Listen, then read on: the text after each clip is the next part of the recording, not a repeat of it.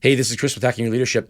On today's discussion on employee engagement, I want to go over an article that I found talking about different causes of low employee engagement that might be not at the top of mind for a lot of leaders. Meaning, if I'm a leader of a team of people and I'm noticing low employee engagement from either some or all of the team, and I'm trying to approach it from the standpoint of, trying to make employees happier, trying to provide them what they need. If those are the issues, then maybe that will solve the problem.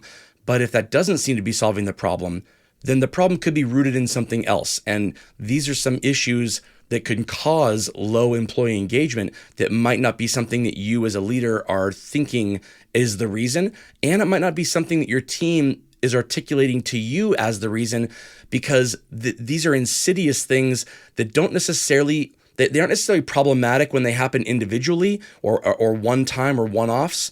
But when they add up over time and they're happening consistently, it can lower engagement without an employee even realizing that it's lowering their engagement. And so because there's 6 different ones, I want to go over them in 6 different episodes because there's a lot in each of them that I think is would be good to hear. The first thing that can cause low employee engagement that you might not be aware of or you might not be thinking of is excessive red tape. And these are red tape is basically what is colloquially known as unnecessary rules and procedures. And the reason why it's framed as red tape is because by definition, that means that they are unnecessary. But if you think about it from an employee engagement standpoint, unnecessary is defined by the person being asked to do it, not by the person implementing it. And that is a problem if the person being asked to do something doesn't know why a rule or a procedure is in place, and there might be a very good reason for it, or there might not be. If there isn't, then that's red tape. But if there is a good reason for it, it's still red tape in the mind of the employee's eye, unless you can accurately define why that is a rule or a procedure to them in a way that makes them understand and get that light bulb moment.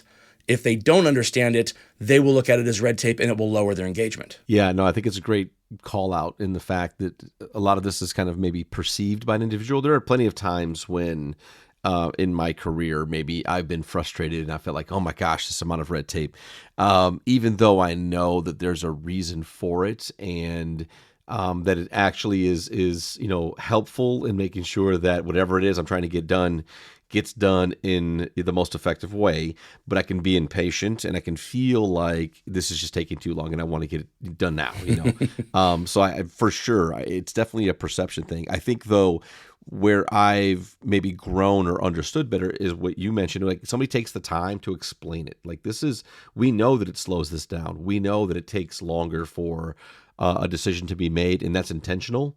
And it's for these reasons. And if you're looking to move at that pace, then also understand that like you have to build in the fact that this is going to be how it's going to be. I think where the red tape can be really frustrating is when there's a process that's in place that nobody's even validating or checking. They're just clicking a box or a link or an approval without even actually reading it. And then it's like, well, then why do we even have it? Like what's the point of this if it's just going to slow me down on getting something done? Or if you say to me, hey, you're responsible for these things, but then every time I need to make a decision on this thing, I have to call somebody or talk to somebody else about it. Well, then technically I'm not responsible for it. The other person is, because I have to call them every single time, so which one is it? And I think those are the things where that's where I think it, if you're thinking about how do you reduce or eliminate some of the red tape, it's in the fact of like, well, who is actually responsible for this? And if it is this individual, then they should be the one that can make the quickest, most final decision. Of course, if they want to, collaborate, partner, like that's totally on them. But they should be the one to make that final decision if, in fact, they are the one responsible for it. If they're not, then it needs to be super clear that they are not. And that this other person is responsible for it.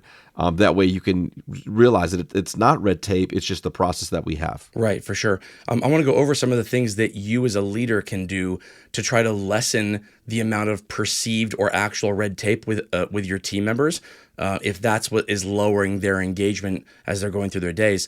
I'm going to go through a couple of them, but first let's give it up toward one of our sponsors.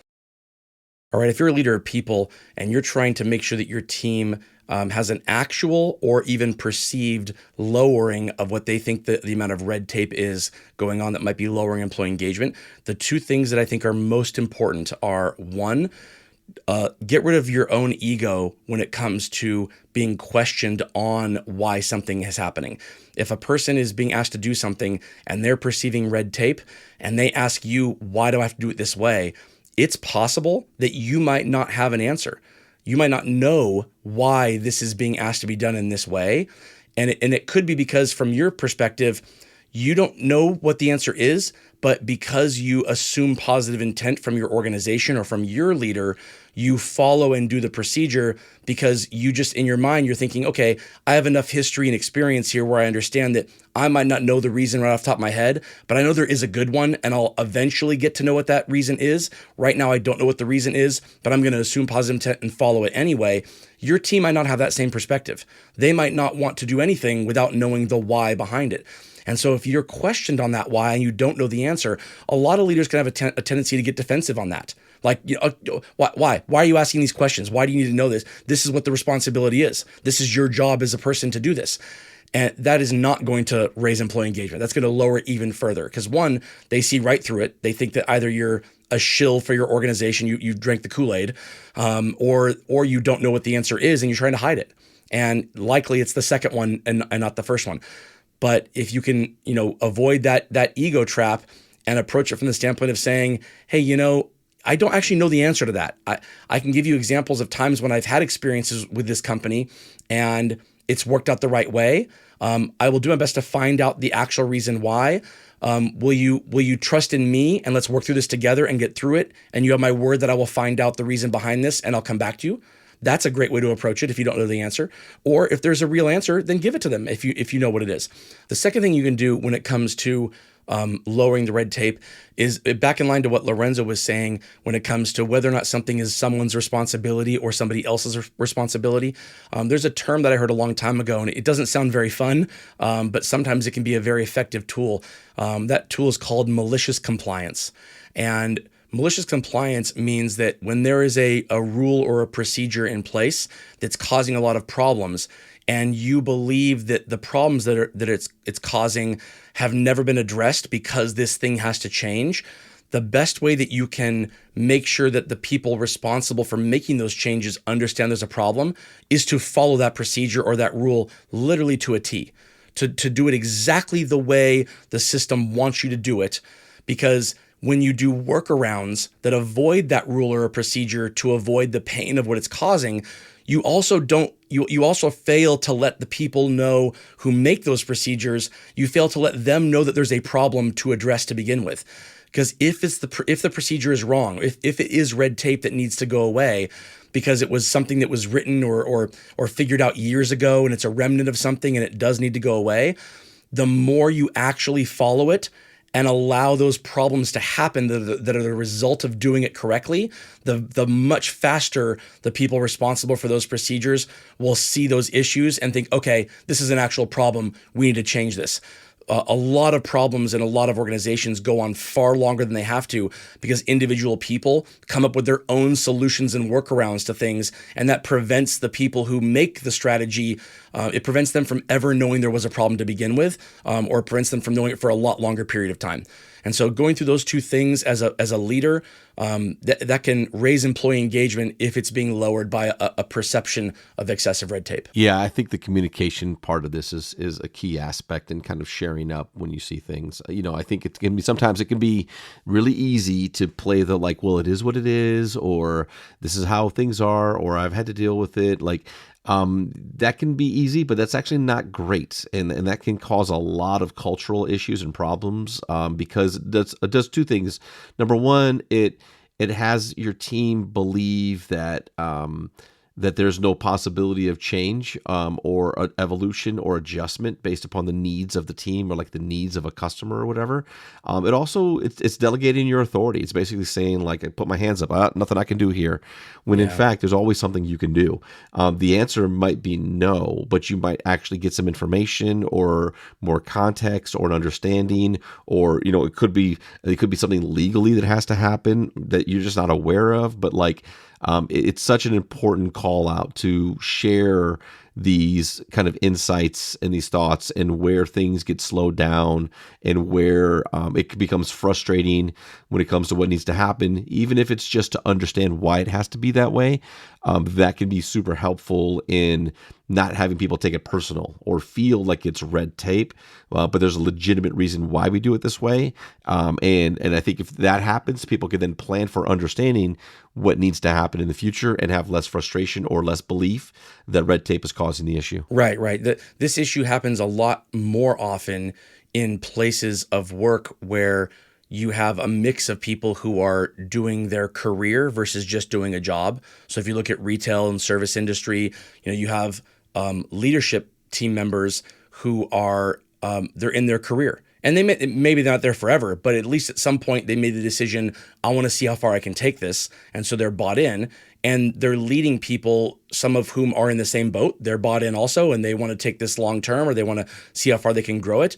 They also have people that are there because they just need to pay their bills while they're going to college, or they want some spending money, or whatever it is. And those people are far less likely to just assume positive intent from their organization. They're far less likely to just be like, oh, well, I don't know what the reason is, but obviously they have a good reason for it, so let's just follow what they say. That doesn't work for a lot of people. They need to know the why if they don't get it. If they can't connect the dots themselves to understand why they're being asked to do something, they will ask. And if you give them a real answer and it is true, then it's obviously very easy to connect the dots. It might not be the answer they're looking for, but if it's a true answer, it can help them get through that. But the people who are bought in to the organization already because they're trying to make a career, they're far more likely to assume that positive intent and go with the flow for a longer period of time, following a policy or a procedure, even if they don't quite perfectly understand why it's in place, hoping that the result will be the result that they're looking for. But even they will have a point of a breaking point. Even people who are bought in, being asked to do something for a long period of time without understanding it and without seeing the results or the fruits of that labor, after enough time, even they will get to a point where they think, this isn't working for me, and now I need to know why, because something isn't connecting. And so your job as a leader is to make sure that your people are connecting the dots, whether they need it right away or they can go a little bit longer before connecting them. If they're not connecting, it will lower their engagement pretty quickly when they perceive this excessive red tape. Thank you all for joining us on this discussion. We'll continue this discussion with the next line item in this kind of insidious employee engagement problems on the next episode. You have a good day.